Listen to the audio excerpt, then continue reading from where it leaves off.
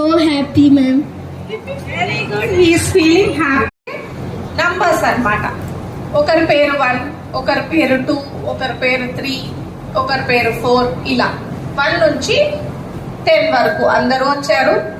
అందులో 0 కూడా, because numbers 0కి వాల్యూ ఉంది అన్న వాళ్ళు చేయొద్దండి.